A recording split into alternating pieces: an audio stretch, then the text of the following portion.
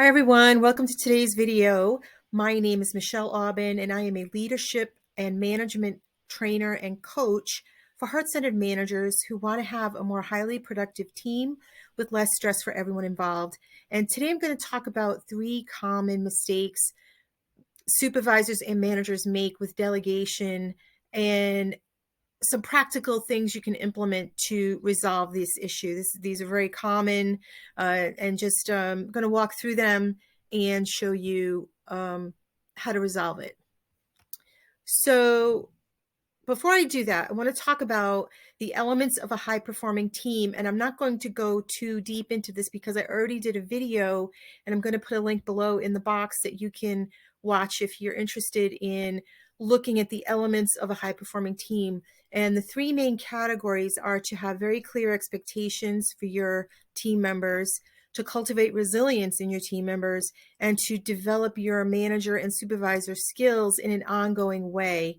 So today's video is going to fit into 2 of the categories. It's going to fit into the one about having very clear expectations and really clear clarity for your team member on how they can be successful. And the other category is in developing your management and supervisor skills. So the first common mistake is that of micromanaging. And if you've ever had a micromanaging supervisor, you know how frustrating it can be, because what happens is they tell you that they want you to take responsibility for something, but then they will micromanage, tell you every little step on how to get there. This is very frustrating for staff members. And what studies and research has shown is that team members and staff members like to have independence in how they accomplish something, as long as they know what it is that you want from them. So micromanaging is very easy to slip into. So ask yourself if this is something you do, and it can come from a place of not trusting that the person will be able to do what you ask them in the way that you want. It's a form of control. Don't beat yourself up if this is something you find yourself doing, because again, I'm going to help you when I'm finished with the 3 mistakes. The second one is what I call drop-off delegating. This is when managers and supervisors basically dump a task into someone's lap and they say, here, take care of this. But they don't show them how to be successful, and they don't show them what is required. They may not even show them the steps that are required to accomplish something. So the staff person basically has to figure it out by themselves. They get overwhelmed. It can be very stressful for that person. Typically, when managers do this, it's because they are overwhelmed, and the idea of having to train someone or show them what to do feels overwhelming. It can take time to delegate properly. So the temptation is to just hand it off to someone. So ask yourself if you ever do this, or if you've ever had anyone do it to you. And the third one is very common, which is not delegating at all. Again, this is typically a manager or a supervisor who has a lot on their plate and they have a lot of responsibilities, and they don't either know how to delegate appropriately, or they don't trust that other people can handle the responsibility of being, taking over a task.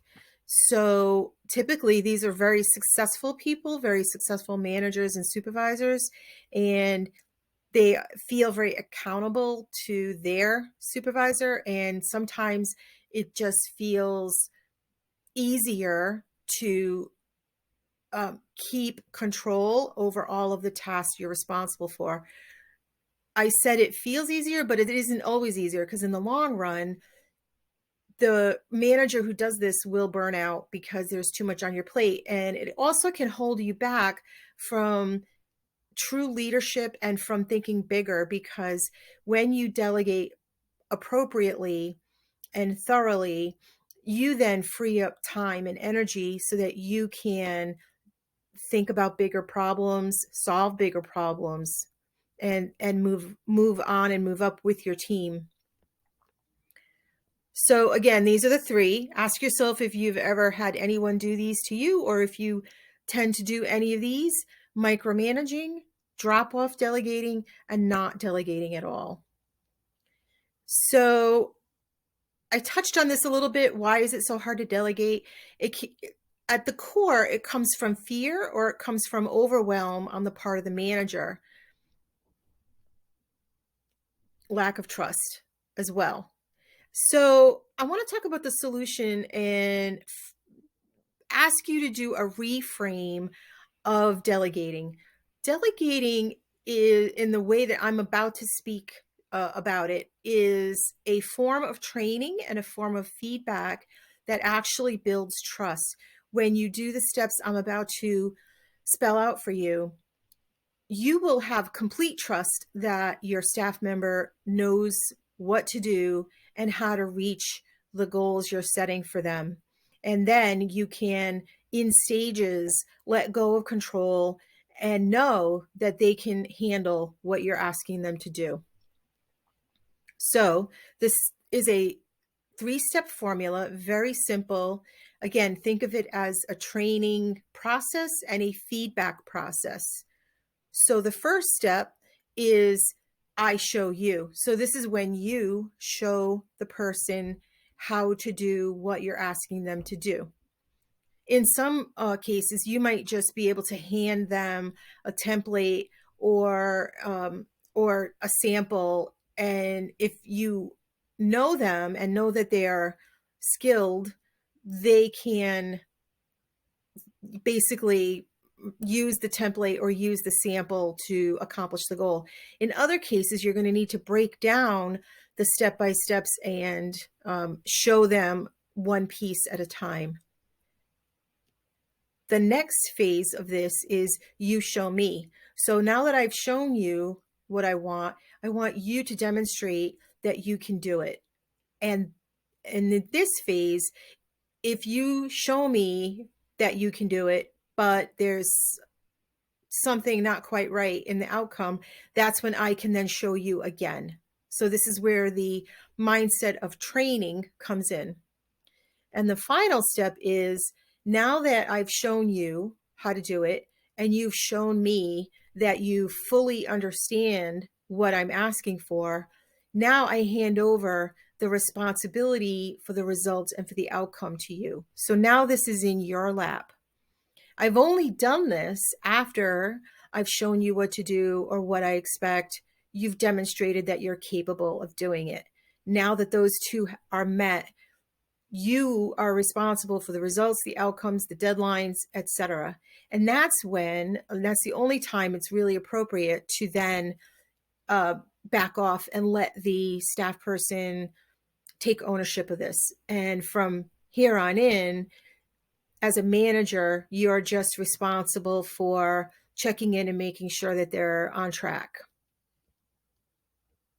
Okay, so this is the summary. I show you, you show me, and now you take responsibility for the results.